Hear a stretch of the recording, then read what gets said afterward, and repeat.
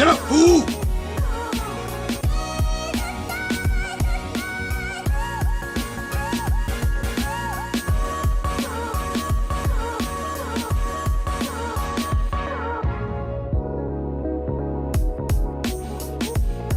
Hey, man!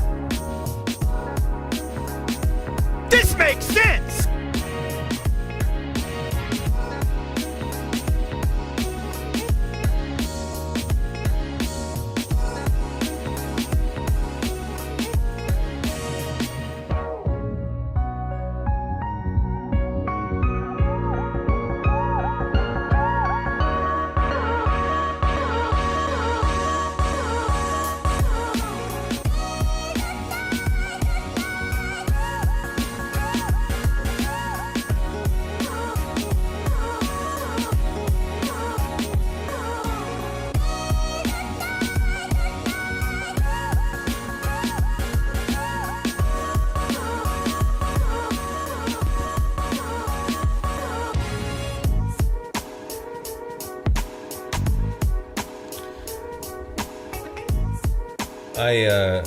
I'm hot.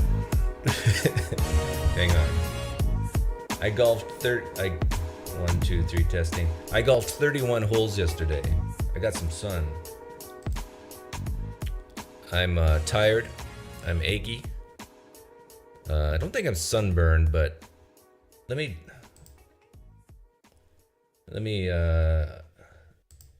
make myself more white.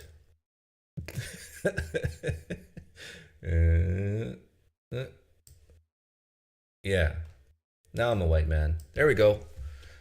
Justin Bieber's here. Good to see you. He's Canadian, I'm Canadian, but now I'm actually American. Shh. Sorry. All the 3-letter federal names. I am an American. I'm no longer a Canadian, but I will probably have 2 passports very shortly. I'm working on getting, I want to be James Bond. I want to get at least 5 passports, just in case I need to, shift around the country, avoid all the stress. Stress doesn't bother me. Actually, nothing bothers me nowadays. No, that's not true. Ignorance, feel sorry for ism, that still bothers me once in a while. But yeah, thank you, Justin Bieber, for being here. Can't say I'm a big fan of your music, but you're all right. Kipp Davis will be here soon. He's already here in the chat, but Kipp, give me a few seconds. I will go live depending on how I feel, how long this goes on my political channel. But just be warned that my political channel is for the strong people here. It's not for the weak. It's for the thick-skinned. It's for people who know when is the right place, the right time to cry, and when's the right time to be strong. It's for those type of people. It's for those type of people who, if there was a zombie apocalypse, they could survive. They could lead people like Scott Duke by the hand and lead them to safety. It's those types of people. Those types of people who have pulled the trigger before. You know what I mean? Pulled the trigger. I still haven't been to Walmart to buy my gun. Oh my, I gotta see my to-do list. I gotta buy a gun at Walmart. Actually, 2 of them probably, right? You get a 2-for-1 deal at Walmart. Let's see, I gotta buy an 18-inch barrel shotgun, and I gotta buy a Glock, and then I gotta buy some Cheetos so I can gain 40 pounds and be a real American. There we go. My to-do list is set. But I watched the debate between Pelagia and McClatchy. Sorry, McClatchy. And it was as expected. The Bible tells me so I believe it. But I want to remind people of the conversation I had with him a while back. I asked him the question, if all you had was Paul's letters, would you believe it? And he said, no. I would not believe Jesus Christ rose from the dead based on Paul's letters alone. Why not? This is eyewitness testimony. Right? Why don't you believe an eyewitness? And during the debate with Paul, he actually had some criteria, which I thought was pretty good. So whenever a theist says something that's pretty good, I like to point it out. Because I'm not a tribalist. I like to admit when the other side is right. Let's see here. I found it interesting that you wouldn't believe Jesus rose from the dead just based on Paul's letters. That's what you said, right? Correct. So these are criteria for dismissing a miracle as not being worthy of investigation. Number one is if the first reports concerning the miracle come long after the event is supposed to have taken place. Yeah. So if the report comes long after, you got this claim of a miracle, Paul's letters are a decade or two after, right? Isn't that a long time? Number two, if the first reports concerning the said miracle occur far away geographically from where the event's supposed to have taken place. Yeah, so when Paul wrote his letters, nobody knows for sure where he wrote them from, but if it's from Greece, Italy, or Turkey, that's thousands of kilometers away from the reported event. And my dog is... And number three, if the events in question might have been allowed to pass without examination because they're confirmatory of beliefs already established. Yeah, like this is beautiful. Paul's claiming things already believed by early Christians, and it was nothing new. So he's basically saying we shouldn't even give this serious consideration based on this criteria. And maybe that's why he doesn't believe Jesus rose from the dead based on Paul's letters alone. But how do the Gospels help you? Written even later than Paul. Probably just as far away as Paul, like in Italy. I've always said this. When I imagine the gospel authors writing the gospels, I'm imagining them sitting on really fancy furniture, being fed grapes by very beautiful women. Blasphemy. Okay, Kipp, you can come in. Do you know how to get in here?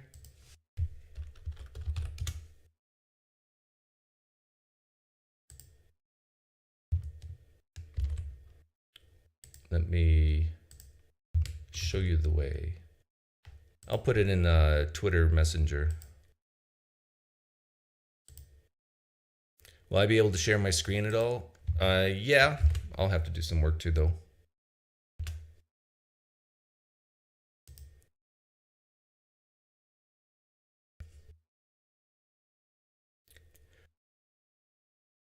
Can you start for real? Yeah, we're starting for real now. That was just the warm-up act.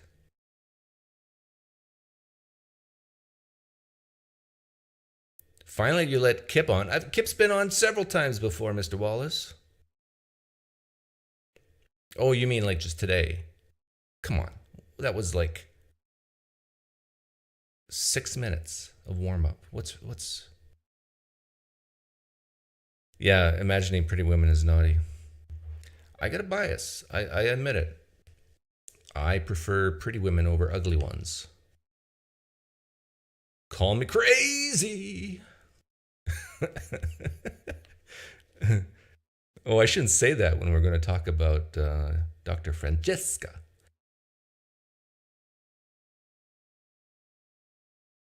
I sent you the link, Kipp, in Twitter DMs. I was going to entitle this video, Dr. Kipp joins us to talk about my body. But that would be too narcissistic, right? If I titled this video, Kipp, Dr. Kipp comes on to talk about my body, whether or not I have a body. Because that would... Can you hear me? Yeah, I got you. Can you hear me? Yeah. Okay, good. Okay. Usually when people don't react to my jokes, that means they can't hear me, but... Oh, I missed. I think I caught the bit about your body. Yeah. So, but I mean, we're really not gonna get on to that's a well. No, we're not going to talk about you at all today, Doug. Um, Well, I'll be if we're I'll be talking about bored. if we're talking about Yahweh's body, I mean that's a huge subject. We're going to get as far as his junk today. Like that is it. That's all we could do. I just want to know if God has a trunk. Oh, I think he could possibly. Okay. I mean, it's viable. It's honestly viable. So you wanted me to play some videos of the reason why Kipp's here, for those of you who don't know, is because It's because you had Rob Rowe on for 3 hours. yeah, well, but to be fair, the first hour we talked about nothing about this what we're going to talk about today. Yeah, and then he somehow goaded you into talking about what he really wanted to talk about. I was about to let him go, and he goes, "Oh, by the way," yeah. and then another 2 hours later, Yeah. But then other people came on too. No, that's true. But we got to be easy on Rob. You know why? He's very sad today. Why? He's very sad. Yes. You know why? That is true. Dr. Heiser I know died why yesterday. he's sad today. Yeah, his hero died yesterday of cancer. Yeah. And I actually like Dr. Heiser because he wasn't scared to say that he wouldn't call himself a polytheist, but basically he believed many gods exist as far as the divine council. He did. He changed his mind on that? But no. He believed that, but he couched it pretty heavily in. We had to, otherwise he'd be called a polytheist. Like I continually called him a polytheist. I think he was on Sean McDowell's channel one time. No, whose channel was he on? I forget. Was it Capturing Christianity? Was it? No, it wasn't Cameron's that. channel? But I was in the live stream chat, one of the few channels Christian channels I haven't been blocked on, and I asked the question: if we define polytheism as believing that many gods exist, would you consider yourself a polytheist? Yeah. Given that, did he answer? No, he did not answer. Oh, because they didn't bring your question up, right? No, they did. Oh, and he just didn't answer it? Well, or what did he? He said dance words around it. He said words, but yeah. But the thing is, it's a no-brainer question, right? It's if you define it this way, are you that? Yes, because he does believe many gods exist. Small g. Yeah. So, so that's a whole other thing. So, I got it ready. You want 3:35? 3 hours 35 minutes. Yeah. On the. So maybe I'll just kind of set this up a bit. I know I told you when we were on Twitter that I wouldn't take 3 hours of your time. Good. I'm pretty sure I can get through this in an hour. But like I think it's pretty important. You could probably get through it faster. And I heard you too. I was maybe it was right when you started here, or it was in that stream. I heard you at one point too say that you are against disinformation and you are all about promoting the truth. So no, I mean, I'm not. Hang on a second. What's going on with my? I'm all for misinformation being broadcasted to the world because it actually might be true, and what we think is false might be true, and what we think is true might be false. This happens so many times in history. So the real question is, how do we know what is real information, and how do we know what's misinformation? It's a very important question. Yeah. So and I'm just like before we pull up the clip here. So in that stream, like I was in the chat, and I was also like an hour behind when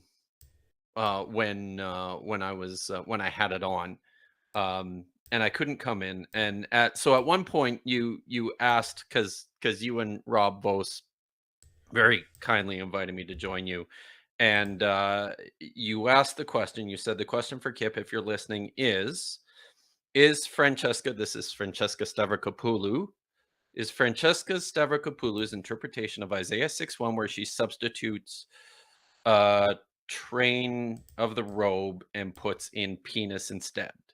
As far as your knowledge and background, would you say that this is a minority or fringe view, Or do you think most scholars agree with it seriously?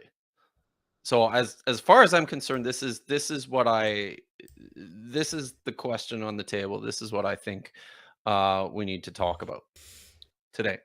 You want me to play the clip? We cool? Starting at 3:35:31 to 3:38:24, and I think people should know here too. I can't hear the clip. At least Doug told me I won't be able to hear it, so I'll trust you to stop it at the right place, and then we'll I'm a trained we'll professional. go from there. Don't worry about a thing. Okay. I got Yeah. I got this. Oh, and can I have you ready to just pull up your Bible Hub, because we'll look at some English translations here as we go. Okay. And I'll ask you to do that, because I've got like 100 other things that I'm doing. Okay, here we go. too. So Oh, cool. never Here we mind. go. How someone can be so You're right. fringe and I yet so can't hear it. popular, and so it must be because of her looks. Mm-hmm. Yeah. So that's the basic gist of it. Can you do something for me quickly, because you have the abilities of like putting stuff on the screen. Mm-hmm. Are you aware of her reading of Isaiah 6 verse 1? No, Just to give you an I'm not example. aware of almost Okay. anything she's said. Okay, this is going to come across as wild to you, but if you can put on the screen Isaiah 6:1, any translation would do. And I want you to read it out for me, and then but the last word, or the last second or third last word, I want you to insert the word penis in there. Penis? Literally, I'm not kidding. Okay. It's in her book. Just verse 1. Okay. In the year that King Uzziah died, I saw the Lord high and exalted, seated on the throne, and the train of his robe filled his penis? No, okay. The penis. word for robe, according to her, is penis. The train of his penis filled the temple. So according to her, God, the God of the Old Testament, this temple is not a physical temple. It's a heavenly temple, which means if you think about it, the temple could be this vast, huge temple. Which means then that his penis is filling out the entirety of this heavenly temple. So the Israelite God has a gigantic cock. That's That sounds. Francesca's argument. I would laugh, but I can't hear anything. And is there any? How does she come up with that? No biblical scholar agrees. She only relies on one paper, a paper written by Esslinger, who was relying on G.R. Driver's conjecture, because the word is used for robes more so for women, where there's texts that speak about lifting up the robe of a woman to expose her genitalia. And this one dude was like, oh, even though it's speaking about female genitalia like in a derogative way in those other texts, maybe since that same word is used over here, maybe this is speaking about God's penis. And she runs with this. And then you have basically White Knight Syndrome, one of her students, Dan McClellan, who runs to her aid to try and defend her on this reading. And there are other scholars got wind of this, have written blog posts against this sort of rendering and saying, yeah, why is Fork being treated like this when this is fringe? Like, what Christian anywhere, even critical scholars, would say that Isaiah was describing God's gigantic penis filling the temple. Okay, that's it. All right. So you got through his whole explanation there. Yeah, I'm gonna write to 3:38:24. Okay, good. So, I think right away, because the question here had to do with Fringiness. whether or not what? Fringiness. The fringiness. Yeah, what does that mean? Like, I think it's important for everyone to understand what I think it means in particular, and what I would say biblical scholars understand to be fringe. I know at one point the other Australian guy and you and Rob agreed that fringe could be kind of cool in the vernacular. I assure you, in scholarship, it's not a compliment. No, Unless you're right. biblical scholar. What? Unless you're right and everybody else is wrong. Well, yeah, but if you're fringe, if your position Galileo is was being fringe. labeled fringe, but listen, if your position within my field is being labeled fringe by your peers, that means that everybody has looked at it, everybody has read it, everybody has examined it, and they have rejected it. So, and yeah, I will agree that there are occasions where fringe positions eventually turn into something that's accepted. Maybe not even mainstream, Like but certainly it enters like in the conversation. This 1970, is in 1970, Moses existing would have been not existing would have been fringe, right? And or no, I wouldn't say 1960? that. No, No. I wouldn't say that. Okay. No. I would say that maybe okay, it was probably on the line there. Earlier, yeah, you could probably Yeah, say earlier 1950 it for was. sure. I think so. I think the what I would say is more recently, we have an example of a handful of scholars, Philip R. Davies, the so-called Copenhagen School, which includes like Thomas Thompson and Paul Lemke, and there's a handful of others, have proposed this idea that the entire Hebrew, like everything, virtually everything within the Hebrew Bible was written in the Second Temple period, and that nothing, it doesn't describe anything historical in Iron Age Israel. So, and this certainly was a fringe position not that long ago, maybe 30 years ago. But yeah, it's one of those things where it's not even well, it's certainly not a majority position, but it's at least entered the conversation now, where scholars are kind of talking about it. What But did you just say? what's in It's not a majority position. What? no, it's not. Okay, but you would say it's not So fringe. it's entered the conversation. So once a position is entered the conversation, you can't call it a fringe position anymore. Okay, That's my so opinion. Fringe positions when Doctor So fringe positions basically are those that have been looked at by scholars, rejected by scholars, and fringe scholarship is stuff that never gets cited. You've okay. worked in academia, haven't you? Yeah, but I would say Yeah, that then this whole thing with Dr. Falk is just a matter of definition of what fringe means, because he's probably could be, but he might not define it the way you just defined it. well, he should know better, because he's in the field that I'm in. Well, or a tangential field. So it's what I will say. It's certainly not a compliment. But But if he were here and if he were to define fringe as the vast majority don't take this view, if that was his yeah, definition, yeah. was he right on this passage? See, I'm not even sure about that. I don't think it's a majority view. Certainly not a majority view, but it's a view that is absolutely being taken seriously. And I think it's what I would classify as it's in movement.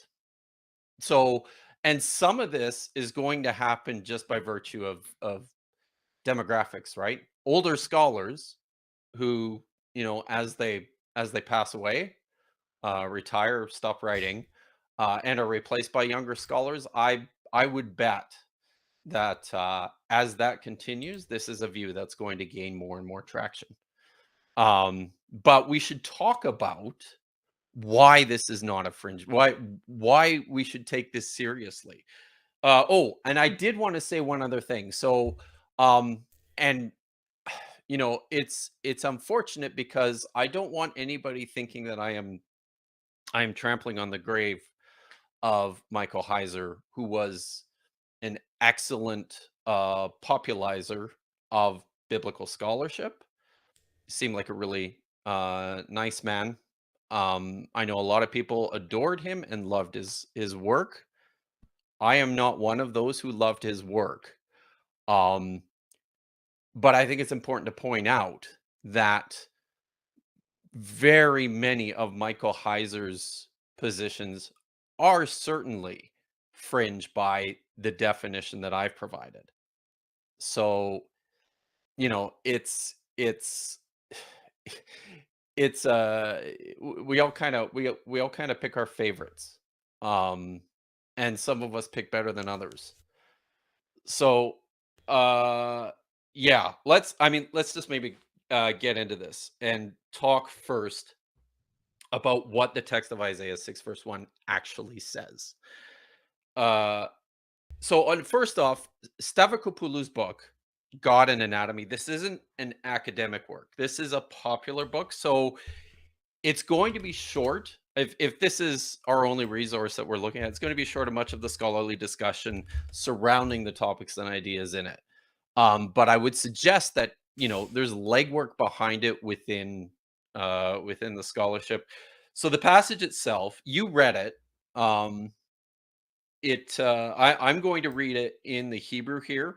I'm not actually going to. I'm going to translate it here from the Hebrew, because I hate reading, like, orally reading Hebrew. So in the year that King Uzziah died, I saw the Lord seated on a throne, high and exalted, and his shulim filled the temple.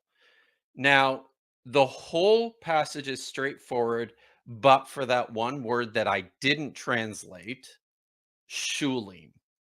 And this is the word that Rob mistranslates twice, the train of his penis,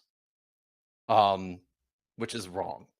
I mean, that's not how Francesca Stavrokopoulou reads this text. Shulim. So, shulim. Yeah, my wife is the said word. that to me last night in the bedroom. I go, what are you talking about? So what does it mean? Well, I don't know. I mean, it could mean a number of things, Doug. So maybe it's a bad thing if she said that to you in the bedroom. We'll find out. So, first of all, like, this is an ancient language. Hebrew is a language. The biblical Hebrew is a language that nobody speaks and has spoken for literally thousands of years. When it comes to approaching ancient languages, like, how do we even know what words in ancient languages mean? Yeah, there's no dictionaries. Like, people, well, I mean, there are in some languages. I believe they're in Sumerian. They actually put together a dictionary. I think it's Sumerian. Tovia Singer would just say his great grandfather sure. has passed it down, so just ask him. Of course he's going to say that, but I can't just take Tovia Singer's word for that. So the way that we do this is we look at the word as it's used in context in other passages. We try to see how it's used in other texts outside of the Bible, and then we look at cognates from other related languages from the same period to see if there are words related to this word and how they're used. So, from the dictionary that I use, which is called the Hebrew Aramaic Lexicon of the Old Testament, it's the standard work. There's two basic meanings for shulim. Generally speaking, it means seam or edge, or the lower edge of a vessel. It's probably to be compared with the Arabic salat, which means flabbiness around the stomach or on another part of the body. And subsequently, G.R. Driver, who Rob mentioned, he suggests that it's an adjective meaning hanging or slack or loose. Okay, so in the usages in the Hebrew Bible, it occurs 11 times in total, which is not a lot. And it seems to be used in one of two ways. In the first way, it's used to indicate the seams of a priestly or a royal garment. This is the usage that's applied by English translators to this passage in Isaiah chapter 6, verse 1, right? The seam or the edge of his garment filled the temple. We'll get to that in a minute. Other places, it's used of the high priestly robes in Exodus chapter 28 and in Exodus 39. I'll just read quickly from Exodus 28 here. You shall make the robe, that's milah, of the ephod of the pure blue. The opening for the head shall be in the middle of it. The opening shall have a binding of woven work round about. It shall be like the opening of a coat. of male so that it does not tear. On its hem, this is shulim, on its hem make pomegranates of blue, purple, and crimson yarns all around the hem, with bells of gold between them all around. And the bells were so, if the priest dropped dead in the middle of the Holy Holies, they would know and they could drag him out by the rope. So, you with me? Yep. Okay. So, in these instances in Exodus where it means the edge of a robe, it's important to notice that every time it's used, it's always qualifying the noun. It's an adjective in these instances used to qualify a noun, in this case, milah, which means robe. Okay. And that word appears in 28 verses 31 and in chapter 34, or 31 and 34 and 39 verses 24, 25, and 26. So that's the first, the one usage of shulim. The second usage appears in some of the prophets, in particular Jeremiah, who really, really, really hated women. And this word is used to indicate the pubic region of a woman, her vagina, basically. So I'll just read these to you. These are my translations of the passages. So they're going to sound a little bit different than your polished up English translations. Jeremiah 13:22. So you will say in your heart, why have these things befallen me? It is because of your great iniquity. Your genitals are uncovered. Your vagina is violated. That's Jeremiah. And that's the first one where I translated genitals. That's shulim. In verse 26, he continues, and this is Yahweh speaking, by the way, I myself will expose your vagina all over your face. What it says, your shame will be seen. Nahum 3:5. See now, this is for you, an oracle of Yahweh Tsabaoth, or Yahweh of armies. I will uncover your vagina all over your face. Again, I will exhibit your nakedness to the nations, your shame to kingdoms. And then in Lamentations 1, verse 9. So yeah, vagina there. Again, that's shulim. Lamentations 1, verse 9. This is a personification of Jerusalem. It says, her uncleanness is in her genitalia, or her vagina. That's shulim again. She gives no thought to her end. She is sunk spectacularly. There is no one to comfort her. See, Yahweh, my affliction, that the enemy is great. So, in all of these instances in the prophets that I just read, where the word is used to indicate a woman's genitalia, or her vagina, in all of these instances, the word does not occur as an adjectival modifier of another word, like robe. It's on its own. It's a noun. Okay? So, what about Isaiah chapter 6, verse 1?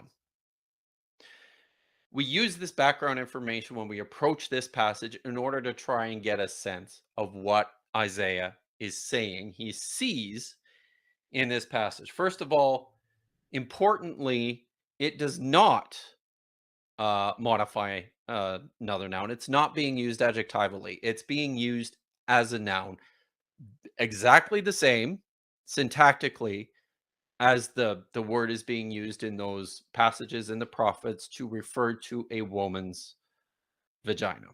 Okay.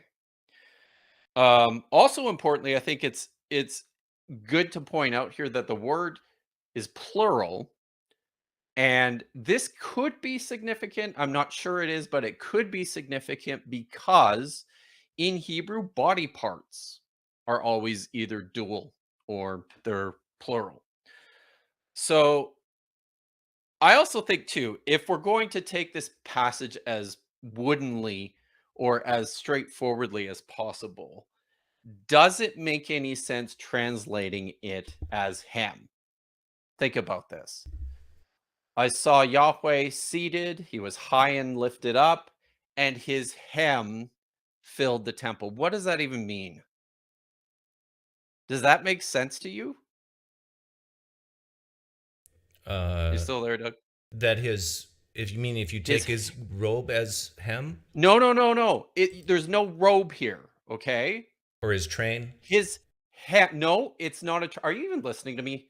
I no. To be honest, Listen, you gotta look. Kipp, you gotta listen, okay? Kipp, I don't care about this that much. I really don't. Fine. But let me So, but listen. let me repeat back the main thing you're trying to say here. Yeah. Dr. Francesca's not crazy for saying this. That's basically what you're saying. Absolutely not. Okay. It's not a fringe position, but I think it's important that people understand the kind of work that goes into reading these texts, what we need to do in order to understand what's going on. I understand that. But the thing is, you yourself admitted that the majority of people who study this for a living don't take this interpretation, correct? I'm not sure. You're not sure. I'm not sure. I would say probably, but it's a perfectly respectable idea to present to the biblical text, and it has tons of traction. Like, I have no doubt that she has good reasons to say what she says. Yep. But the point is that if what we're really talking about here is whether it's fringe, and we already established that Falk might have a different definition of fringe than you, and you said, well, that's his problem. He should have the right definition. Okay, you could be right there. But the bottom line is, look, we don't know what percentage of scholars in this field, unless we've done a survey. Has a survey been done on Isaiah 6:1? We don't do surveys. Okay, so so the answer is we write, don't know, like you said. We write, and people adopt your ideas, or they reject them, or they use them to expand the field. That's what we do. Okay? And that is what Francesca Stavrakopoulou is doing. So for somebody who doesn't even know the language, who doesn't have any experience, real experience in the field, to just come off and laugh at this and then reject it and call it silly and stupid is beyond arrogant. And for me, I'm all about understanding the scholarship. I'm all about understanding what's really going on here. So when people do that, it pisses me off.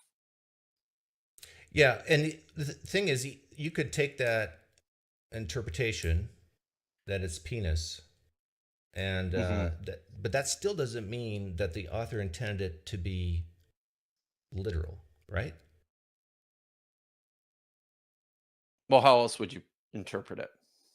That back in the day, the pagans, the macho, testosterone-filled men say, hey, the bigger the penis, the bigger the man. Yeah. So basically, he's using it as a metaphor of, so let's say his great power. Yeah. Yes. So absolutely. So you could say that Dr. Francesca has the correct interpretation of what the author intended to say, but what he intended to say was that God's so powerful, he's like, he has a big penis.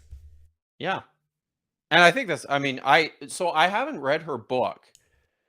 And when I came to this, like, what I did was I read the text, and then I went, the other thing that I do is when you read the text, you look and you try and get a sense for what it means. You explore a little bit to see how words are used. I then went and looked at translations, like ancient translations, the Septuagint, the Peshitta, which is a Syriac translation, the Aramaic Targum Jonathan, which is an Aramaic translation of text. I looked to see how they're handling it, because sometimes it provides you insight into how to correctly understand the words, but other times it can also show you that ancient people were struggling with this text, which is precisely what we have here. You know how the Greek translator translates this passage? What? He says, the glory of Yahweh fills the temple. And he's got everywhere else where this word is used, he either translates it as literally the hem of his robe, or as, when it's applied to women, he just says their backside or their ass, right? But here, he's not doing either of those, because he clearly has some issues with this. So he's got to find another word. So you just agreed with me that it could be a metaphor, even though a metaphor in the sense that I mean, I would agree that it's representative of great power, but this is very much a physical embodiment. Okay, that There's because no reason to think it isn't, because this is how ancient people understood their gods. okay, this is the real issue. This is what they thought of them. Yeah, this is the real issue here, because I think that's what Falk was saying is fringe, is that um, the whole idea of God having an actual penis. Like, Yeah, if God, and he's if absolutely wrong about this. if God has an actual penis, did he urinate? Could semen come out of it? So many questions start. Like, did he have a penis just before he created the heavens and the earth in Genesis 1? So these are questions that we don't have answers to, because they're not things that people in antiquity dwelled on a great certain things they did not dwell on a great deal. Well, but And our text, we have a limited number of texts too. see, my theory is that in Genesis 1 area before creation, the author's intent was not to say God had a body. And then somewhere in the middle, they said, Well, not in Genesis 1, because that's being written quite a bit later by someone else. Genesis 2, absolutely, he has a body. okay, yeah, granted, because he has footsteps and so forth. But I guess you know how He's walking in the garden, Doug. you know how Ehrman says He builds a man with his hands. yeah, I understand. But you know how Ehrman always says Jesus said this, but it depends what gospel you read. I think, does God have a body? Depends on what book of the Old Testament you read. Yes, absolutely. There you go. That's true. Yep. So it is not, and that's one of the reasons why this is so complicated, because you're dealing with layers and layers and layers and layers of tradition and interpretation overlaid of something that was there, a very long time ago. And what Francesca Stavrokopoulou is doing is trying to mine through all that to find out what's at the bottom. Okay. So to sum up, Okay. Isaiah 6:1, scholars have different interpretations. Dr. Francesca should be taken seriously Yeah. on her interpretation. But even if her interpretation is correct, scholars could still say this is still a metaphor for great glory, great power. So even if you say, yeah, the author, I was there, I talked to the author as he wrote this, and the author said, yeah, I'm thinking penis. It's obvious, but it's not a real penis. I'm just, like, he could have said that, the author. We're admitting that could be a metaphor. Because we weren't there, right? There's no way we could possibly know. No, you're right. So we deal with what's in the text. We don't try to psychologize what the authors think. Right. That means we can't go either way. Well, if you're dealing with the text and you're trying to treat it as fairly as possible and comparing it to the comparanda of the ancient Near Eastern counterparts, then yeah, you pretty much have to come out on the side of this is a physical image. No, but what is right, the physical image, but what is the author's intent to mean it?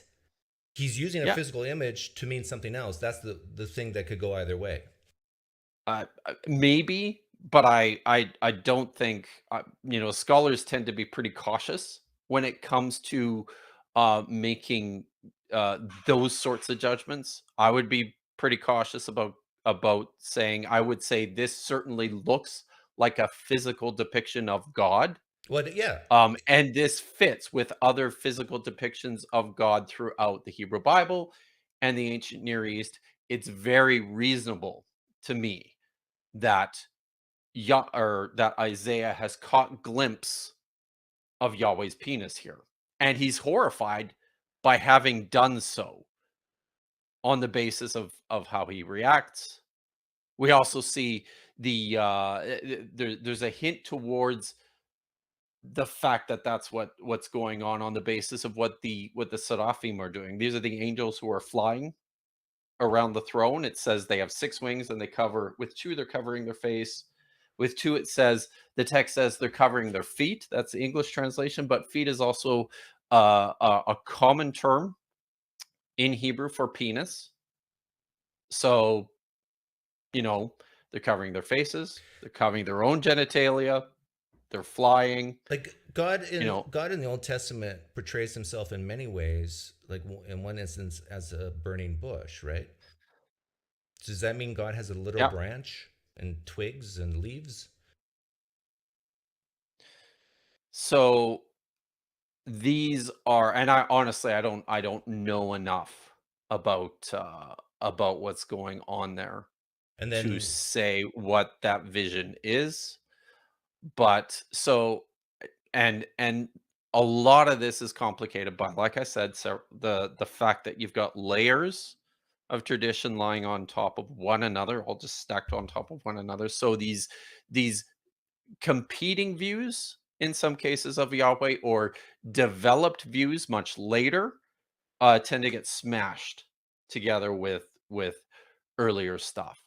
because I'm So just thinking from like a Christian or a Jewish rabbi scholar, they probably would say exactly what I just said. Like, okay, if you're saying that God has an actual penis, then you got to say God has actual wood. I mean, a yeah. branch, or God's an Very actual funny. cloud. Like maybe God did have an actual penis, but that's not the essence of who God is. He just, like modalism.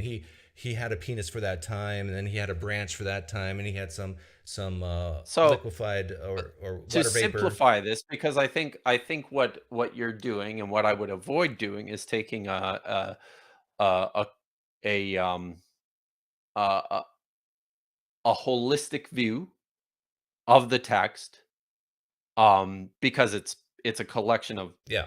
vast amounts of literature. I would say, to put this as simply as possible, Isaiah certainly thought that Yahweh had a penis, and he's the one who's talking here. So let's listen to what he has to say about Yahweh. So why do you think the majority Sure, of there's other people who have things to say. Why do I think the majority of scholars? Sorry, finish your question. yeah, well, you probably know what I'm going to ask. I Yeah, think you said earlier that the majority of scholars don't agree with Francesco on yeah. this. Why do you think that is? Just stubbornness So and being old or being look at the, Christians well, or I would say that it is, yeah. I mean, can you think of any reasons why English translations would be a little bit reluctant to translate this as Yahweh's penis? well, It's pretty scandalous. And I think a lot of, I mean, we're not, scholars aren't perfect. They're not, you know, they're people, they're human beings. Most of them are religious. yeah. They're going to push back on this because, and I would actually say, so I've got like, I would suggest here, I'll just give you my three summary points here. Uh I think it, like, I don't know if I completely agree, but I'm moving in that direction, that this is Yahweh's penis.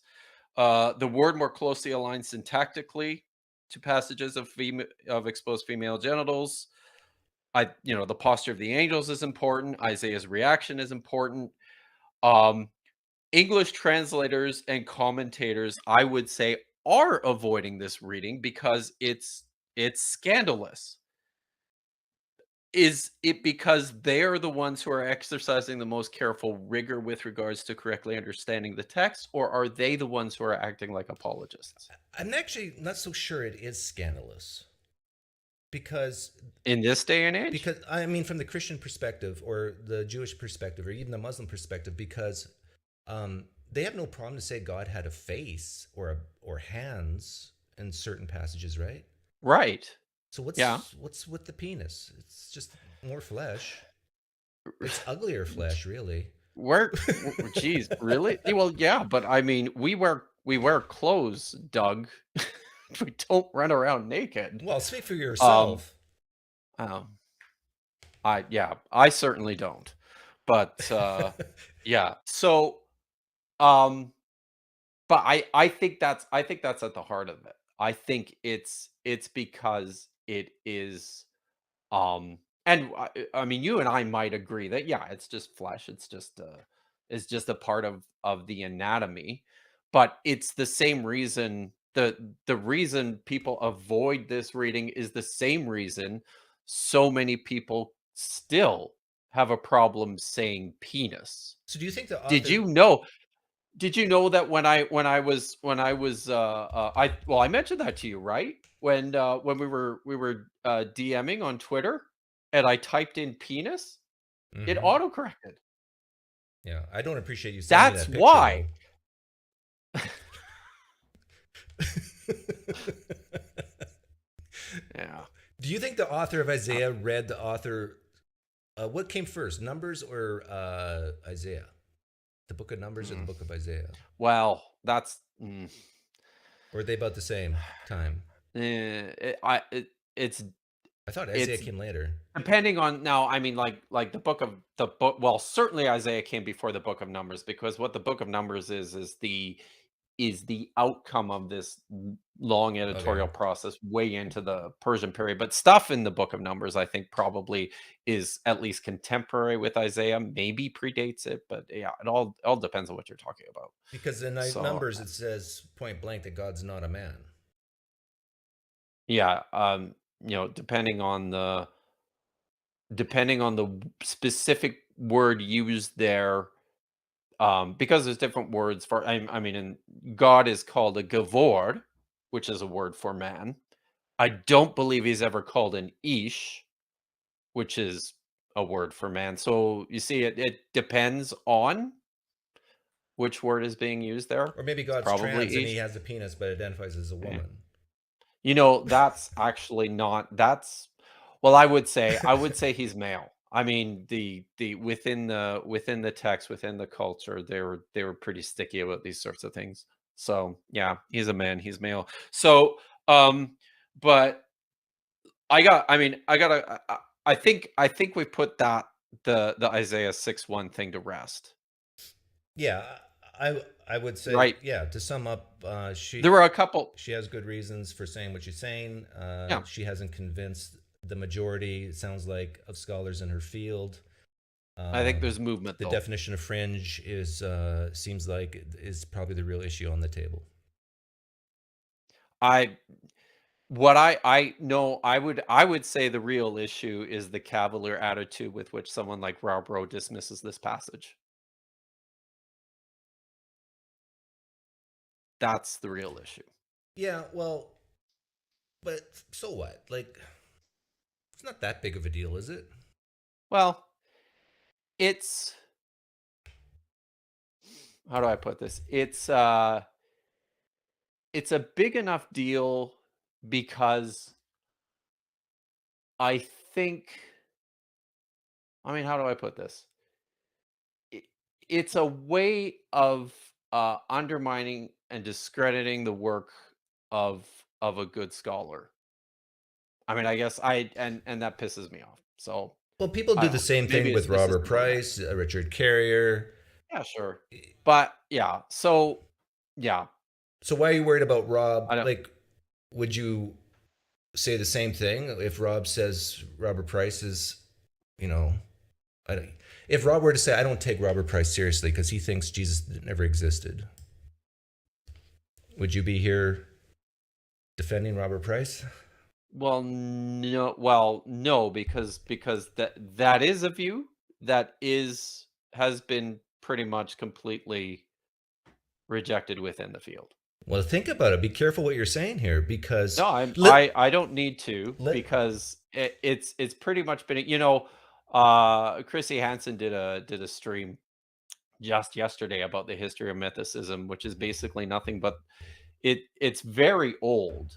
This idea, Richard Carrier and Bob Price didn't invent this, and most of the same arguments and the same ideas have been they prop up every now and then they get dismissed because they're nonsense. But back in 1950, people who said Moses Moses definitely existed. If you think Moses didn't exist, they were the Robert Prices of that time. Yeah, but why did they say that? I don't know what their reasons were, but I'm just saying that there was people back then. It's because they didn't have operative sociological and archaeological models, which allowed us to see more clearly what the landscape looks like, and that's not what's happening with the Jesus mythicism stuff. We actually have quite a bit of like real life, tangible material culture, contemporary textual sort of information, which rather clearly demonstrates the serious problems with that particular idea. I mean, that's That's one particular. Like I would love to ask So people like Bart Ehrman, what's the probability that Jesus actually existed? If he says 100%, I would lose respect for him. no, I don't think anybody, like, this is the thing too. Like I don't think any serious scholar, well, I shouldn't say that. I would think most wouldn't say 100%. Absolutely not. I have a feeling he and would, that's though. the sort of thing. You think he would? Because you know how I don't he know. just really mocks and says it's Yeah. so incredibly stupid to say Jesus never existed. And then if he were here right now and I ask him that question point blank, like he's going to say probably 99.9999999%, right? Yeah, probably. Which is essentially 100, which means he's not being a real historian at that point. He's, especially, we're still talking 2,000 years ago.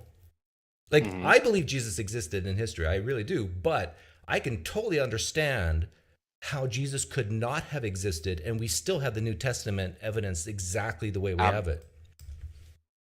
I agree. Yeah. I maybe not exactly. I wouldn't say exactly, but it would look it could look similar. So that is to say, I've often said that the case for an historical Jesus is not a good one, but it's the best one that we have. So, and there's reasons why there's problems with it. Least of which being that Jesus was a virtual nobody in his lifetime. So it's hard to pinpoint the existence of virtual nobodies from that period thousands of years later, or even even 200 years later. So it's Did you want to talk about, and maybe did you want to talk about Exodus 22? I did want to talk about Exodus 22. Okay. And maybe we'll do this, okay? Because I have more respect for your time than Robro does. We'll look at, if you could play the video from Exodus 22. I'll say a couple things about that, and then play the one more video. And there's something at the end that he said that I thought was pretty important to get into too. So Okay. So if you play from where was it here? 340. 340:58 to 343:31.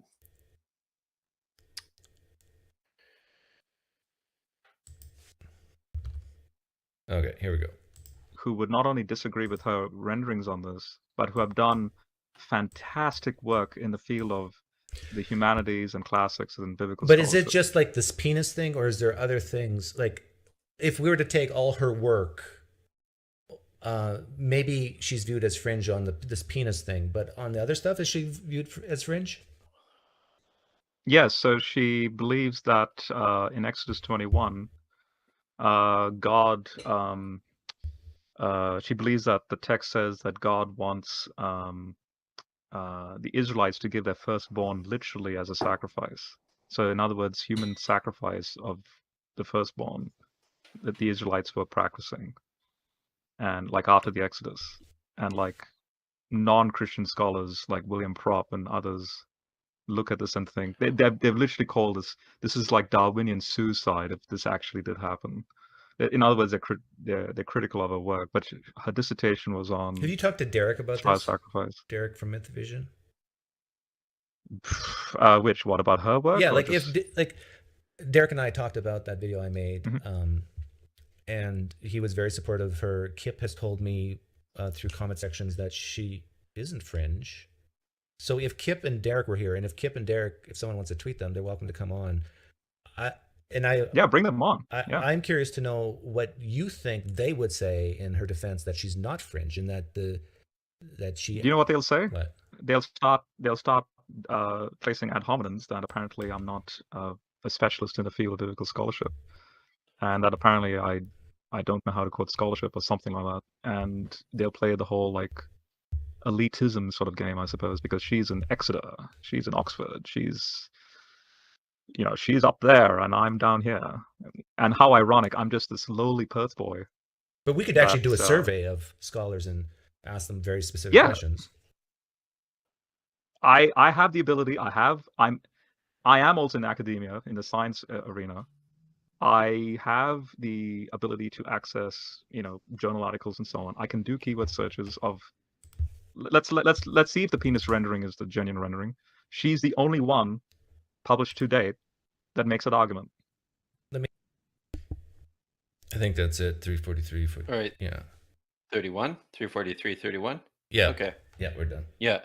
So, I mean, first of all, I think it's funny to listen to Rob give an impassioned plea for his vaunted keyword searching abilities in academia. I thought that was cute.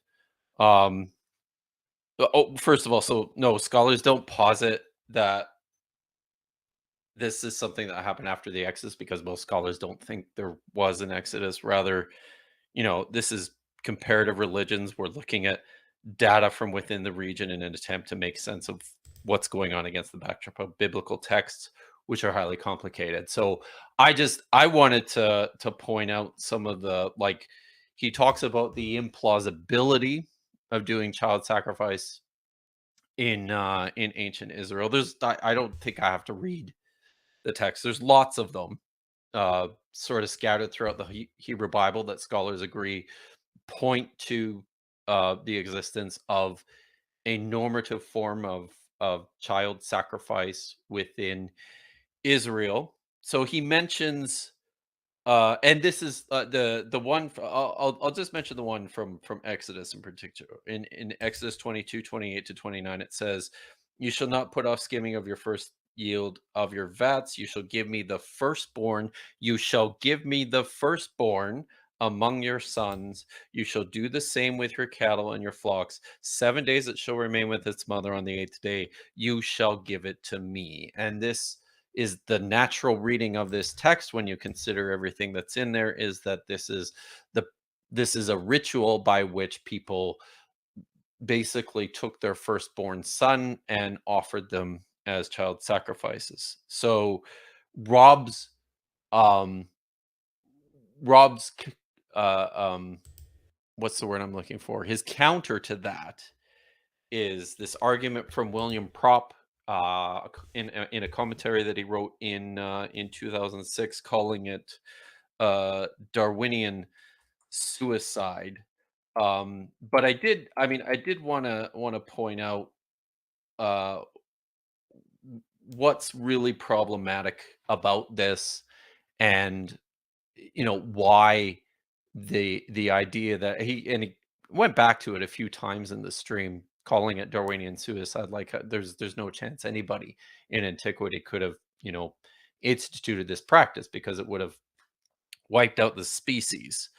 So Heath Durrell did his dissertation on child sacrifice in ancient Israel. He wrote a whole book on it. It was published in, I think it's 2017. So, and he addresses this precise issue. And here I'm just going to read a little bit from his book here.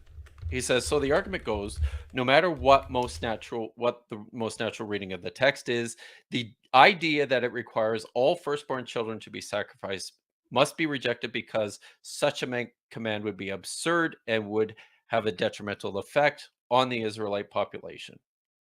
It is surprising, when considering the second option, how little effect the general sacrifice of firstborn children would have on the population of an ancient society. And that's because of infant mortality rates. They're extremely high as 50 to 60% during a child's first year can be assumed, which would require a replacement fertility rate of somewhere between 3.5 and 7.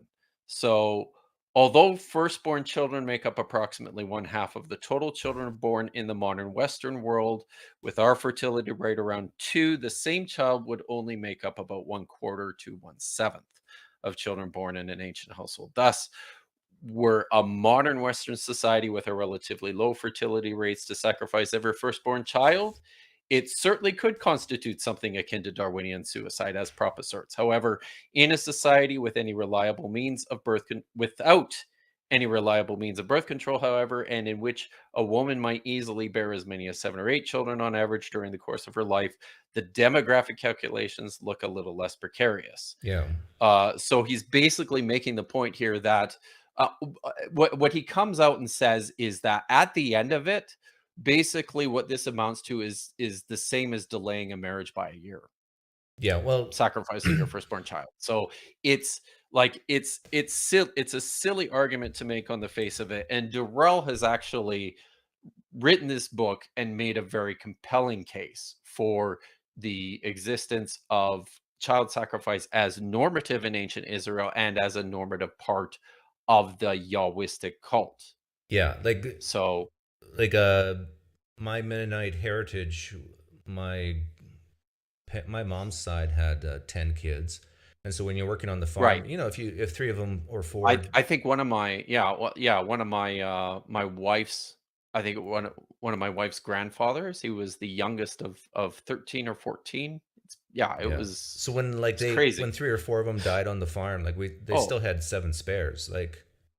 Exactly. And I think that's kind of like people in antiquity, but that's, I mean, it sounds callous. And I don't want to say that people in antiquity didn't love their children. Of course they did, but they also, I think, had a very, maybe not all.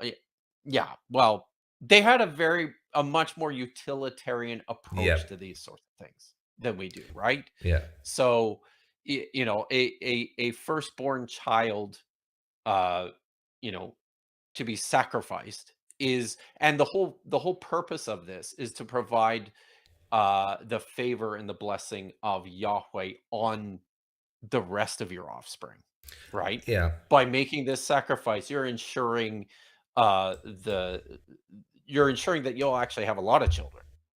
I remember saying to Rob years ago, I brought up Ezekiel 20. Yeah. To him.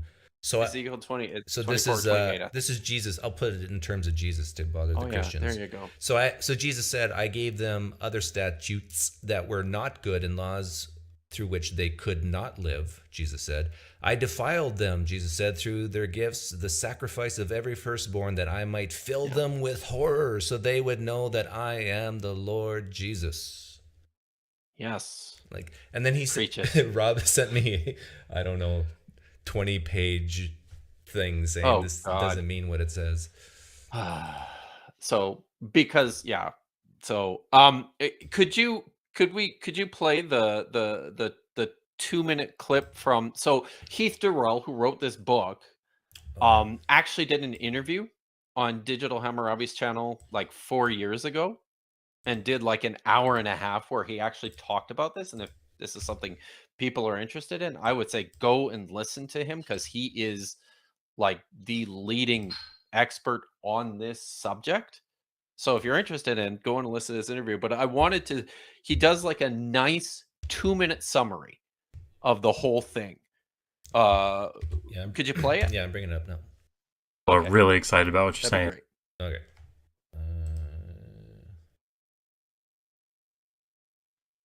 You got the timestamp there? 1:18:20. 1:18:20. Yep. Okay, here we go. In ancient Israel, I argued that it was actually a part of ancient Israelite religion. I stressed the fact that there are multiple types of ancient Israelite Yahwehs who believed different things and practiced different things, even though they had strong commonality. I argue that there were 3 different types of child sacrifice, one involving vows, one involving all firstborn children, or all firstborn, maybe just all firstborn sons, that's unclear, and one involving firstborn children who were sacrificed in times of great distress. And then I explored the rhetoric that biblical authors, including Jeremiah, Ezekiel, Deuteronomy, the holiness material, the different rhetorical strategies that they took, the divergent and sometimes contradictory rhetorical strategies that they took, to argue that child sacrifice had no place in any cult of Yahweh. that was the actual content of the project. What I hope that someone might be able to build on my work, assuming someone reads it and finds it fruitful, and there's a lot of thread to be pulled there to trace rhetorical trajectories surrounding Israelite religion. Israelite religion, like all religion, including ours today, changes over time. And tracing those changes can reveal a lot about both the past, present, and where things are going. I think chasing rhetorical trajectories through the Hebrew Bible regarding other topics is important work. And I think it's important for understanding Israelite religion to not treat it as a monolith that changed just as a monolith over time, but as a voices back and forth, arguing, agreeing, disagreeing, quibbling.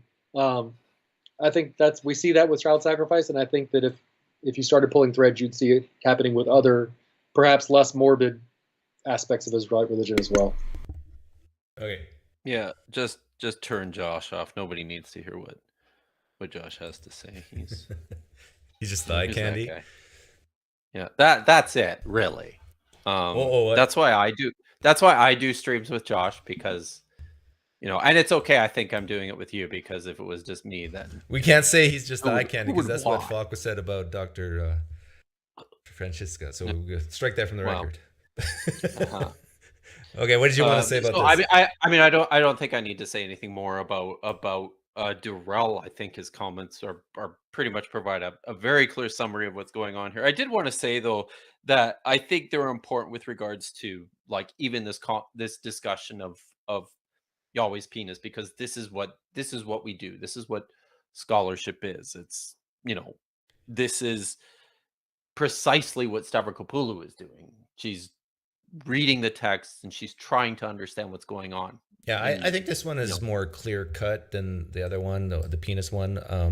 Like, right? The penis one is much more complicated to understand. And one of the reasons for that is because of all the problems with the language, and that's hard to explain to people. Yeah, I think it can be. So when it comes with penises, nothing should be clear cut, unless I guess you're all for circumcision. Okay. All right. So I did, like, I don't know. We've been going an hour. I did want to say something about what happened at the end there. Yeah, I can play that. That's last fine. clip, 5:22:27 to 5:24:32.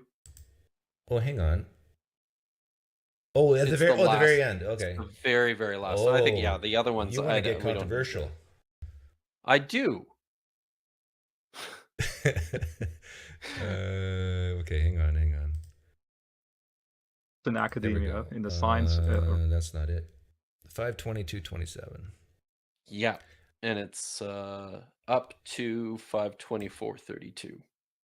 Okay, here we go. You can't see it, right? There we go.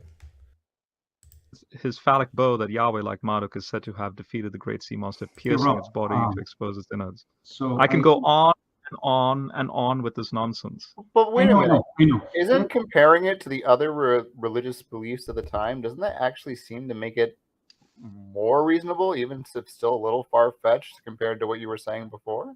Yeah, except for the fact that this sort of ancient Near Eastern comparative overlap is not what ancient Near Eastern scholars themselves, who translate the cuneiform and work in the ancient Near Eastern, scholarship, they don't make these connections.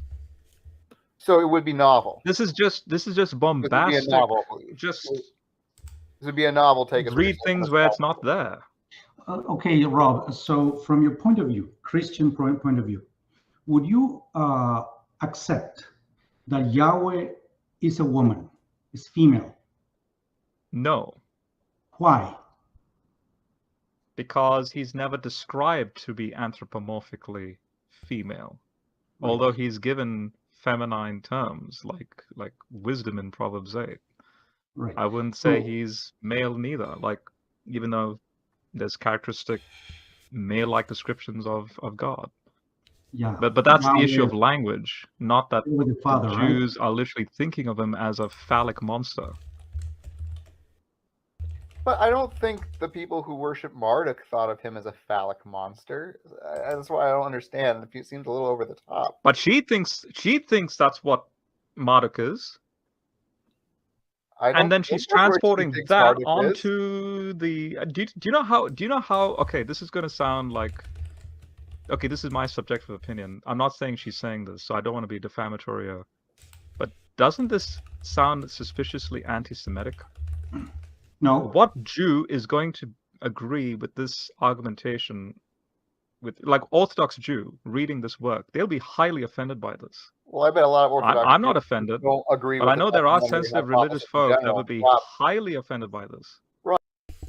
Actually, I love that clip Why do you love that clip? because I think Rob's right that there are some people who will be highly offended by this, and I think it's okay to be highly offended. Yes. So, but Rob sounds like in that clip that he thinks this isn't something we should talk about. Oh, you're saying he went a little woke on that one issue. Well, I mean, I'll be honest, when I watched it the first time, I was pretty disappointed in you for not pushing back on that. But then after I watched it a second time, I noticed that you weren't paying any attention at all. So I was 5 hours in at that point. Yeah. So, but I mean, what he's doing here is he's labeling something as I mean, he's and thank God it's Rob. So, nobody's going to pay attention. But if somebody, more and this does happen. I mean, we hear it from, I've heard it within the field. I'm not going to go into details, but oftentimes this whole notion of something being anti-Semitic gets pushed as a way to shut down discussion, which is effectively what he's doing here. And I think it's gross. It's something that we hear actually a fair bit from evangelicals who are attempting to push back on something. And I look at that and I'm like, gee, I wonder why. I don't know. I think So from my conversations, I've only had conversations with 3 or 4 rabbis, Orthodox Jews. I don't get the sense that they would be offended. They would disagree. I think Christians would be more offended. I think you're probably right. Yeah. I think you're probably right. But one thing that always it would be more Christian offense than Jewish. Like I understand that Judaism came from cultures that preceded them, but one thing that's pretty clear to me, even when I was a Christian, was that Judaism is special. It's unique in that it tried to separate itself more from the cultures around them. Would you agree with that? So in other words, if Marduk had a body, the natural impulse to the Israelites would be say, oh yeah, well, get this, our God doesn't. So yes, I don't know how I would agree about that. I don't know how unique the pushback is. I think it's a product of, I mean, it's a product of marginalization, of persecution. This is just kind of what happens when people are persecuted. They respond by pushing back the only way they know how, or in the only ways they feel like they can. So if the shoe was on the other foot, then maybe we say the same thing happening in the other direction with regards to like Marduk. So I don't know. But yeah, I mean, I think you're right in catching on with how this fits into the development of Judaism out of these ancient tribal Canaanite religions. So that's where you see the pushback. You know who would not be offended? The version of Christianity that would not be offended by any of this are the Mormons. Probably, yeah, probably not. Actually, I think Rob even mentioned that there. He thinks it's funny because they that, believe God the Father does have a body, right, and a penis. Sure. Yeah. Yeah. I mean, as far as I know, I don't know. I don't know much about Mormonism. But if you So, look at but- it holistically, like, I understand your point. You have to read each text, each author, what they probably wanted to intend. But you got all these questions, like if God did have a body, an actual sure. penis, like where did he live? Did he live on Kolob? Are the Mormons right that when he created Earth, he was standing because he has real feet, right? If you have real feet, you have to stand somewhere. Yeah. Like all these problems So- arise. And this is why I think so many who enter the field, like my field of biblical scholarship, end up coming out on the other side pretty deeply scarred or scathed, or like it just, that's why it becomes absurd to continue to hold on to many of these beliefs, because on the other side, you're looking and you are starting to ask these sorts of questions going, my God, this just doesn't even make any sense anymore. But it's pretty fun, looking, at least I think it is, looking to see what's actually there. But anyhow. Yeah, I want to say this as gently as I can because, some people are easily offended, but I'm not really talking to you right now, so you can zone out. But right. Whenever someone comes to the defense or aid, and I see an inconsistency between male and female, I actually view that as a form of misogyny. And I know I brought up Robert Price and Richard Carrier as examples of people who believes Jesus never existed, and they are called fringe all the time. And never once have I heard a scholar come to their defense and say, hey, look, I disagree with them, but we got to take their scholarship seriously.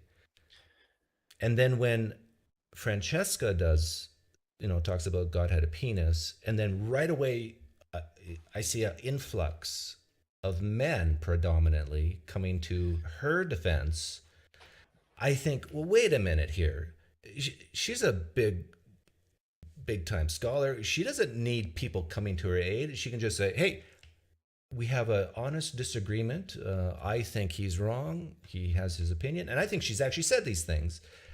And so I just view this as kind of, I won't say misogynistic, I guess, but just really inconsistent and weird. Do you get what I'm saying? Do you think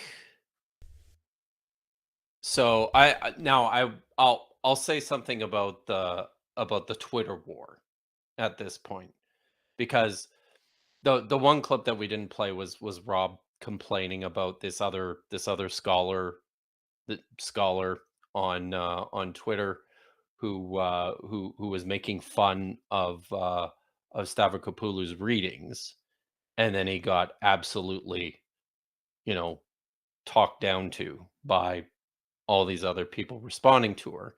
And his interpretation, and I think Rob's interpretation of that, is because he dared to besmirch the reputation of a woman. That's not actually what happened. What happened was, so this is a guy who he's a blogger. He runs a blog. He and I actually overlapped at grad school by a year. We were at the same grad school for a year, and I poked him for this because, like, it was a small school. There was maybe 30 students in our grad program at its largest, and I have no memory of this guy at all. And part of me thinks it's because he must not have ever been there because he runs a blog. He has a PhD in biblical studies, and he's writing a book review. He's writing a review of Stavropoulos' book, but is encountering this stuff like it's the first time he's ever heard any of it, and it's shocking to him. And this is what he's tweeting about how stupid all this stuff is, because it's as if it's the first time he's heard this, and he's a PhD biblical scholar. The response was not, or at least from my perspective, much of the response was not, how can you say that about a woman? It was, oh my God, how do you have a PhD and not know this stuff? Yeah. And that So, I have a lot of respect for. But if yeah, someone is that's having a knee-jerk reaction because she is a woman and feels the need to defend because she's a woman, like, it's 2023, we should be past that. Yeah. Like, and the fact that she's a woman should not come into play with the need to defend her scholarship. It's like, no, I need to defend her. So she's a scholar. So who brought that into play? The what? Brought what into play? Stavrakopoulos' gender. Oh, well, it started with Falk's super chat where he called her window dressing. But why do you think he said that? So I didn't want to get into this. So we don't have to if you don't want to, but I find this the real we won't, but issue. I'll say this. You're a big fan of taking personal responsibility. Yep. And of suffering the consequences for your actions. Yep. Right? Right. So I personally believe that now I don't think, first of all, I don't think anybody should care what I believe, because I probably don't know enough about this, about, you know, the political component of this. But I personally think my personal belief is that it was misogynistic, based on the fact that this was, and whether it was a direct attack on her or the BBC, I think what it did was it encourages people, not everyone, but I think people can see something like that and be encouraged to dismiss someone's work because of these other things, which is what he was doing. He was saying she's on the BBC because she's attractive, ergo this is why her work is, you know, this is why anybody would ever read the stuff that she's writing, because she's popular, not because it's actually any good. And I think, I mean, she can look after herself. I mean, she wrote this very popular book, and is, you know, it's selling like crazy. So she's fine. But there's a lot of other women in the field who, and you're not there. You're not in the world that I'm in. And when women in the world that I am in are telling me and telling others that there are problems within biblical scholarship related to gender and to the treatment of women and to taking their work seriously, I'm going to listen to them. So I'll say that much, and then I'll say one more thing about Falk. So first of all, to correct the record, he was not fired from anything. He didn't have a job at Vancouver School of Theology. He had his library card taken away, and then he had his professional affiliation with the Society of Biblical Literature rescinded. And these are the consequences for his actions. He said something unbelievably stupid on a public forum, and this is what happened as a result. Okay, this is now hold on. Yeah. I'll say one more thing too. Vancouver School of Theology is well within their rights to decide we don't want to be associated with this guy anymore. Same with the SBL. So yeah, I understand. That's tough.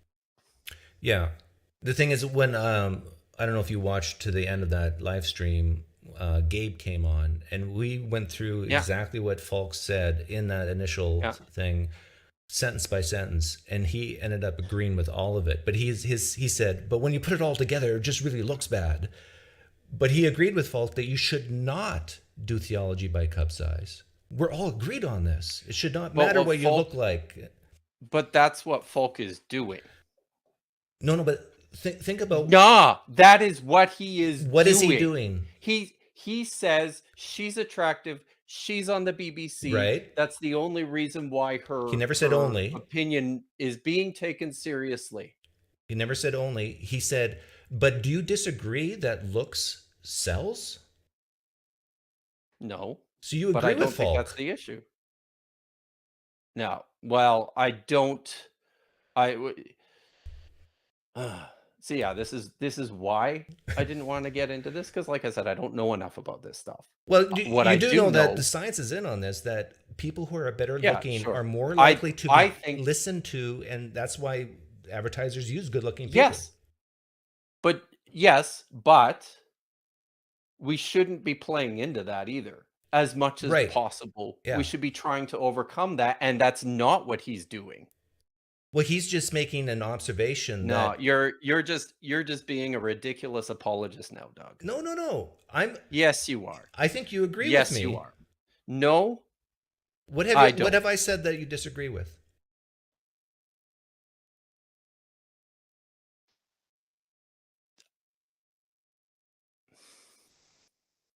I'd have to go back and listen through again. But I don't want to talk about this. Okay, fair enough. Fair enough.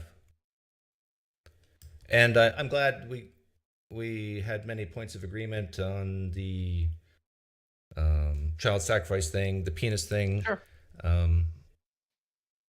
We didn't even get to talk about Eve having sex with an angel and giving birth to Cain. But yeah, well, unfortunately, the older I get, and now I've been an atheist for well over a decade now. The more it's I know this is part of your career, but it's just like it's harder for me to have interest in it. Oh yeah, because it's just so far removed. I get that. Yep. Yeah. It's not for everyone. No. It is kind of interesting, to think about these things, and but I don't really it's good to study history, but are we really going to repeat the mistakes of the early Israelites or the Canaanites? Maybe, but I doubt it. Hopefully not. I hope we don't start sacrificing our children. Hopefully not. Yeah. Okay. No. Anyhow, thanks for coming on, Kipp. All right. Take care. Thanks for having me. Later. See ya.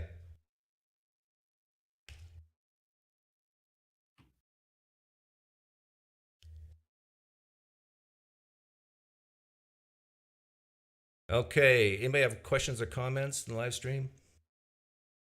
I've been ignoring you guys. Mr. Didi literally laughed out loud in my house.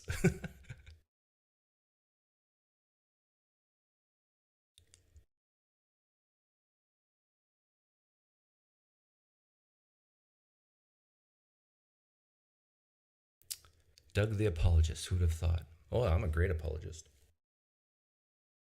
There's nothing wrong with being an apologist. Is there something wrong with being an apologist? Depends what you're an apologist for, right?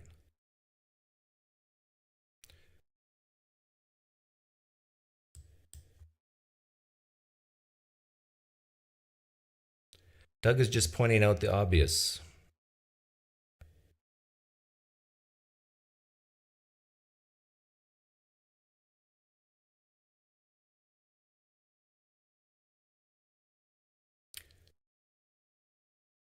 Call Christian Prince. Jojo Mojo, I've listened to Christian Prince. He bores me to tears.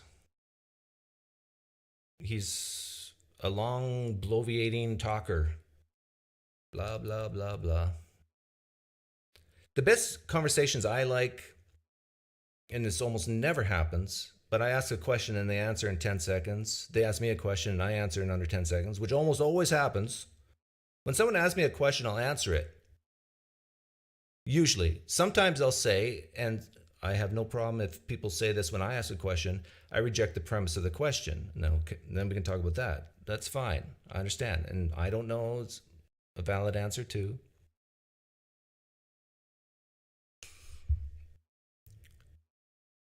Do you think Falk has been treated too harshly after these two discussions? Not harshly enough. I actually don't know exactly how he's been treated.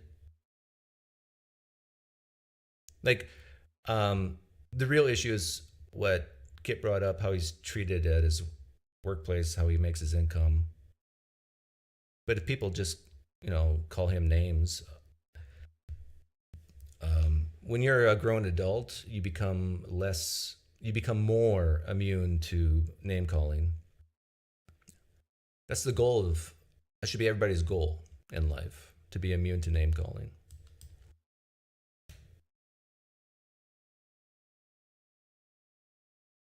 So I don't think, my guess is David Falk doesn't care if people calls him names.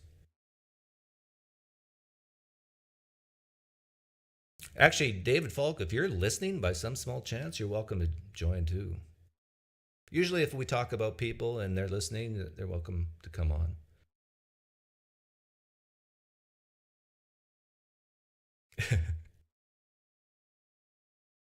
Yeah, can you imagine if David Falk looked like Tom Selleck?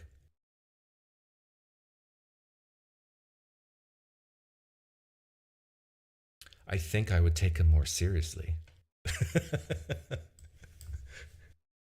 We don't want to do theology by jock strap size.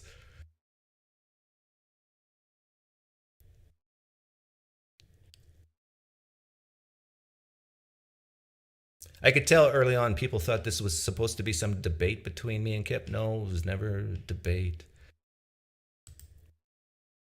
And Kipp had an agenda of what he wanted to get through, and I said, sure, come on, you can do it. Say what you want to say. And I think we got through most of it.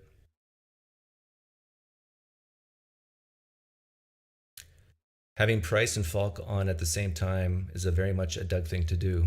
Hey, yeah. And Carrier. They can call each other fringe.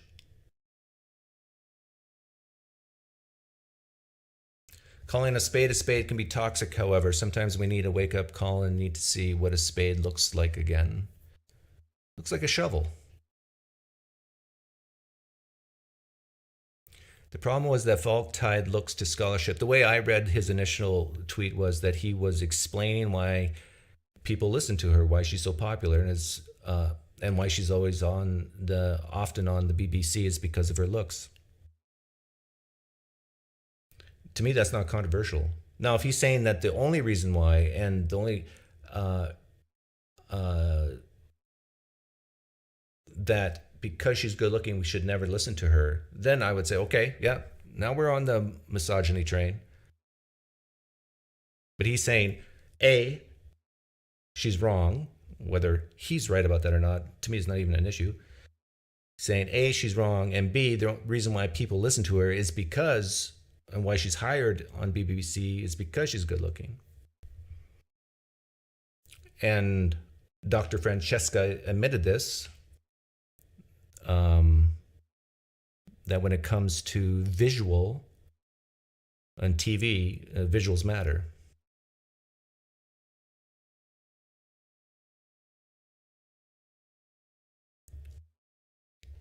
But I do think this is part of the feel sorry for-ism culture, that because women have been treated poorly in the past, they need a little special coddling now, a little extra protection now. I'm not wrong about this, right? You woke people out there listening right now, you know that's true. But to me, that just doesn't sit right, because it's treating adults like infants. Oh, you're a woman, we can't call you fringe. Oh, you're black, oh, we can't say this or that.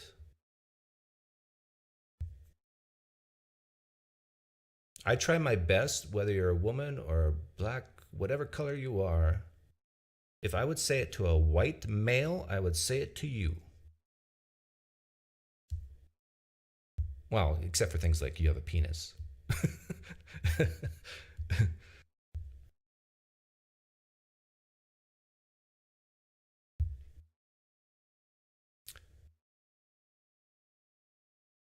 But he's saying her work is bad, yes, and despite that, she gets work on BBC only because of her looks, right? Well, he never used the word only, but yeah, he is saying that. But I'm saying that that's not misogynistic. He's using that as an explanation of why she's so popular and why people listen to her is because of her looks.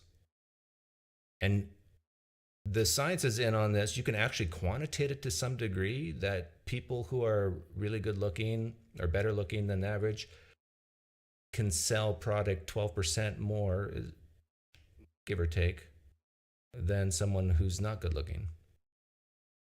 Good looking people have an edge. If you want to talk about the real bigotry on the planet, it's not black versus white. It's not Asian versus white or Asian versus black or Hispanic. It's good looking versus not good looking. That's the real bigotry.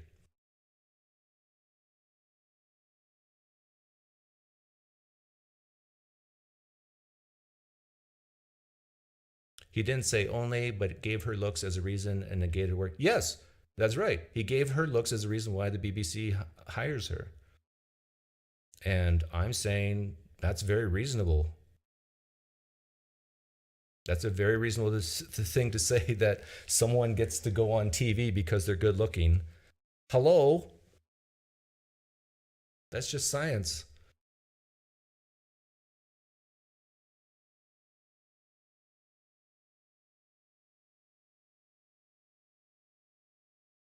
He only gave her looks as a reason, yes, for being on the BBC. Because you got to remember, he disagrees with her, thinks she's fringe. That makes perfect sense. He's trying to figure out, how can people listen to this fringe person? It's probably because she's good looking.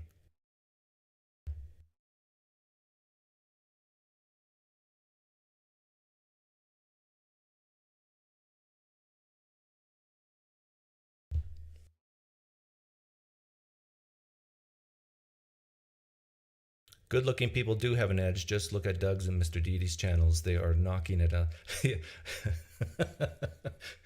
Well, I don't know. Even Mr. Deedee I don't think would say that he's knocking it out of the park. He's doing okay. I'm doing okay, but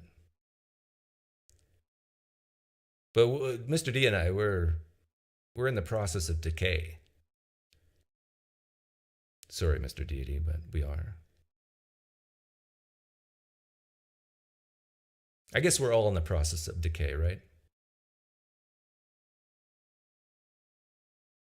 Good looking has meant radically different things worldwide. That's just such a disadvantage. No, actually, Nitty, the science is in on this. There is such thing as beauty that spans over all cultures and even over centuries. And I'm not talking about, plump versus skinny. I'm talking about the symmetry of the eyes, the cheekbones, everything like that. Clear skin without a lot of pimples and zits. Like, even look at the Old Testament. Back then, the authors said, hey, if you have zits, you can't be a high priest. Even today, if you see a guy, a high school guy with lots of zits over him, good luck getting a date. Like, there is this, I won't use the word objective, well, maybe I will. There is this idea of objective beauty that spans across all cultures.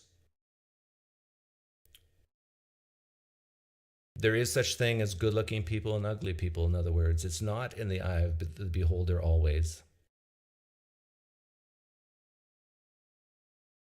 Truth hurts.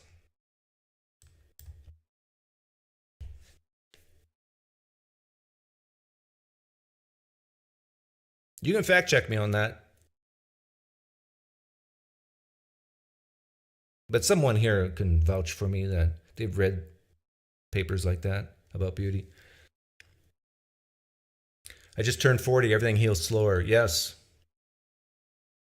I golfed 31 holes yesterday, and it'll probably take me several days to get over it. I took a cart, but I did a lot of walking too and a lot of swinging. I'm a swinger. Unrelated, but are you enjoying The Last of Us? I love The Last of Us on HBO. Love it.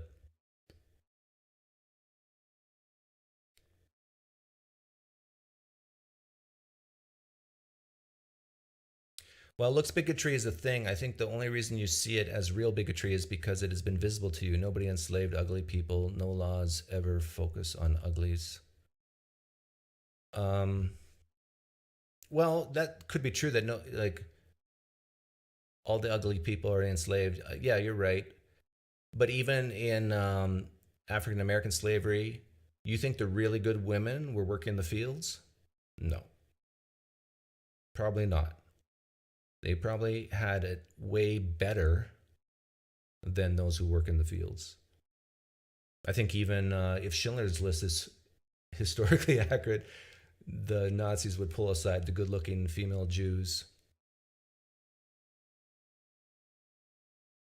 fed them up, clothed them so they could have coitus with them.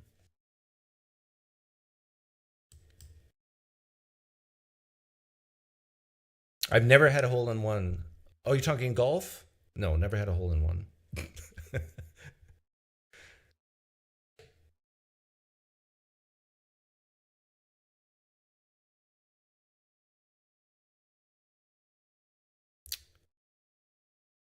Good-looking people get invited on TV, but saying a person is only on TV because of that and dismissing their credentials is the problem here. I don't think David Falk ever said only, right? He's using this as a way to reconcile in his brain how someone so wrong could still get this attention. And he's saying he's attributing looks to that. To me, that's a very reasonable thing to say.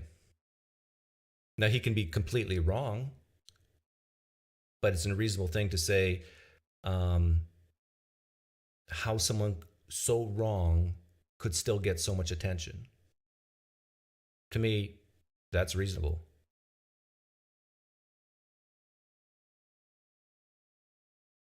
And to help the people who are Democrats here, just think about all those women on Fox News with those long legs. So wrong, but yet people listen to them. How do you explain that? Well, maybe it's the legs. It's just science.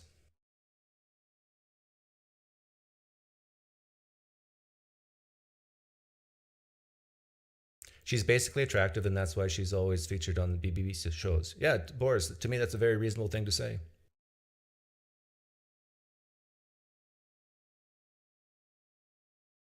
But if she couldn't put two sentences together, if she doesn't absolutely knew nothing about the Old Testament and she's hard to do Old Testament stuff, would she be on? No, I think even Falk would admit that. You still got to be able to know something.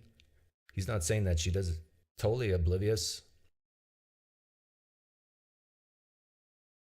The BB producers that feature old gray theists must be appealing to older audience. No, Ray, it's like how many good-looking people are there in Old Testament studies who are scholars who've done this? I mean, how many really good-looking people are there in life in general? How many people are 8+ out of 10 in general? We're looking at the tail of the distribution. Now take that people of that tail of the distribution and fit them in Old Testament studies. Good luck. There's like maybe a handful in the whole world. Pickers can't be choosers. Yeah.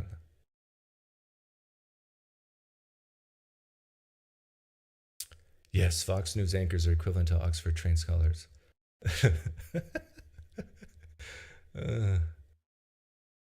You get what I meant, right?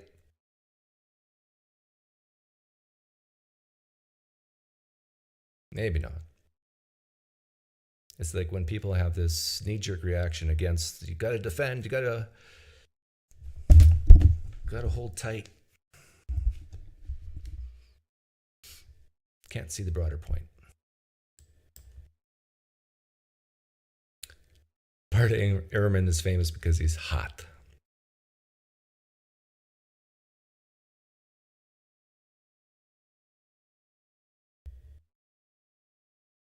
Let's have a poll. How many good-looking people in the chat? Well, we need photographs. And we can't believe avatars.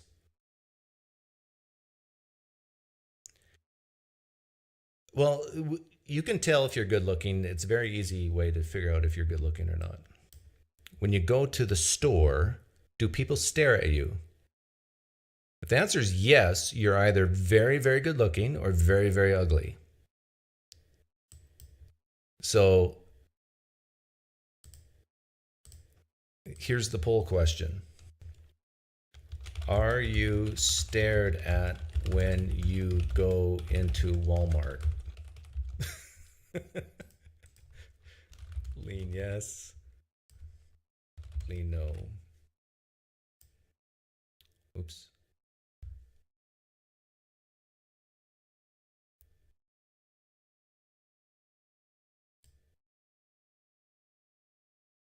There we go. Are you stared at when you go into Walmart?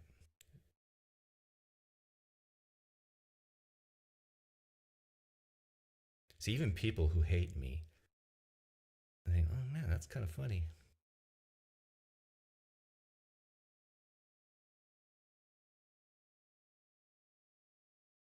Even the people who think I'm a prejudiced, bigoted, racist thing, I think he's kind of funny though. I kind of like him once in a while. That's how I get you. That's how I pull you into the dark side. I'm familiar with the research on symmetrical faces. It's also related to how close your top lip is to your nose. Well, thank you, Anna. Thank you for saying that you're familiar with the research.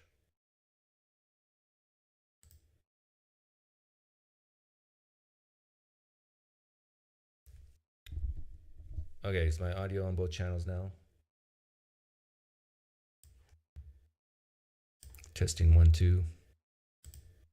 Should I switch this to my political channel? Because I know most of you can't stomach it. This type of talk makes you feel icky.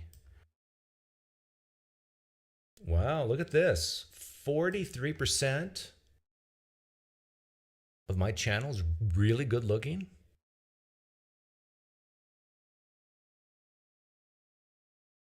That's amazing.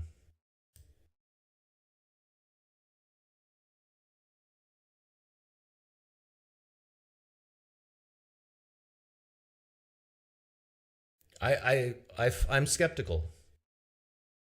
My guess would be most of you are ugly.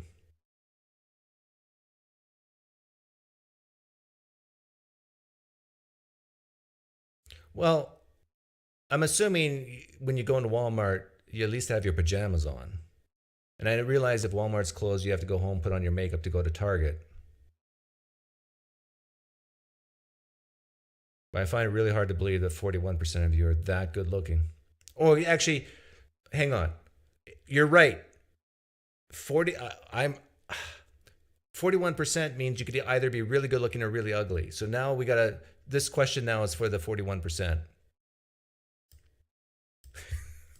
This is so stupid. If you are stared at in Walmart, is it because you are really ugly? Or B, really good looking?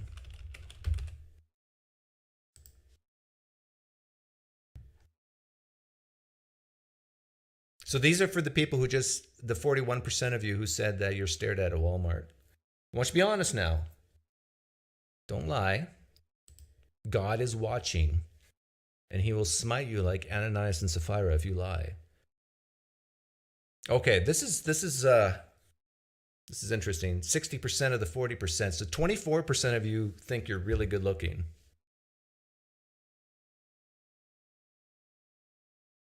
What we should do is we should test the science on this. For those of you who are really good looking, I want you to come on my channel and say the most nonsensical things, and we'll see if people are more likely to believe you. If you're an extremely good-looking man or extremely good-looking woman, I want you to come on my channel right now and say Jesus never existed in history, and give us your reasons why. And I bet you anything there'll be a lot of people saying, you know, that person makes a great point. Take us into the light.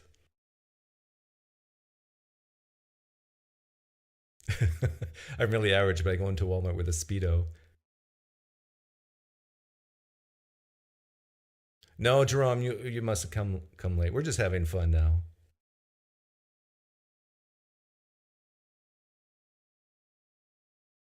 But is it cocky? Is it arrogant for someone who's, let's say, a 9 out of 10 in looks to say, yeah, I'm a 9 out of 10 in looks? I don't think so. I think you can be objective and say, yeah, I'm good looking.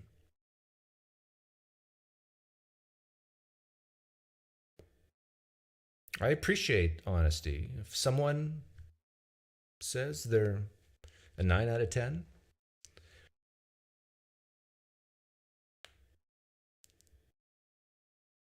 Doug wants a gay experience with Richard Carrier. Well, you know, how long? You're not too far from the truth, because I am all for gay intercourse. I'm all for happy, friendly conversations between two people. That's what gay intercourse means, right? Similar to that Hebrew word meaning penis. You see how I've just brought it all together? It's all a matter of interpretation. Yeah, Tux, I think you're a 6.7, not a 6.6.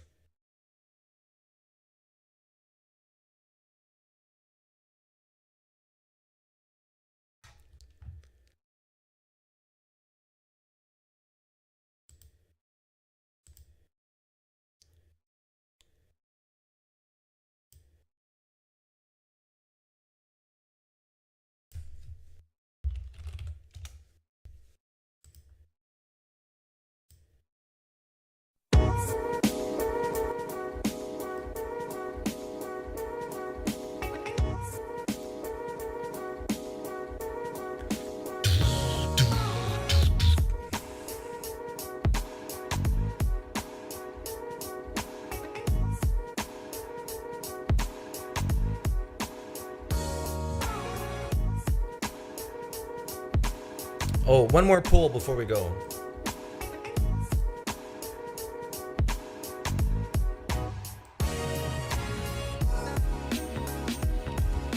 This is the first time listening to Pinecreek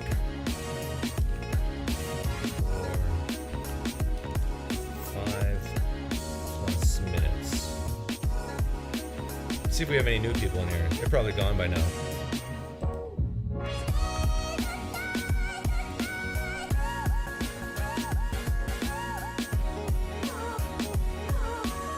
Yeah, I like the song too, Stephen Saunders.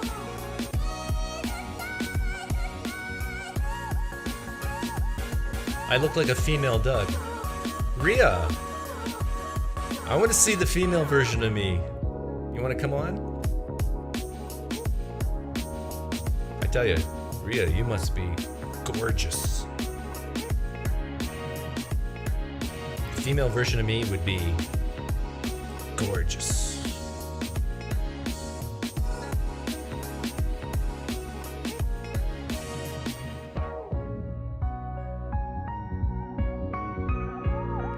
Hey, we got at least one person in here who's listened to me for the first time.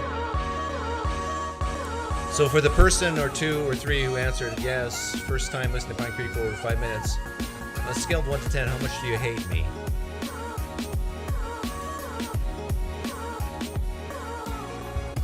When will I have Anthony Magnabosco on? I think I've had him on years ago. But good question.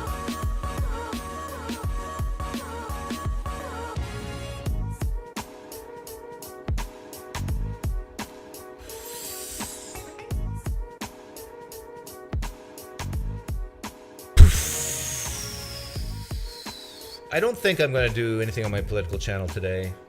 I'm feeling kind of, well, we'll see. Political channel, Pinecreek Politics. Find me. I might go live in the next hour. We'll see. Take care, guys.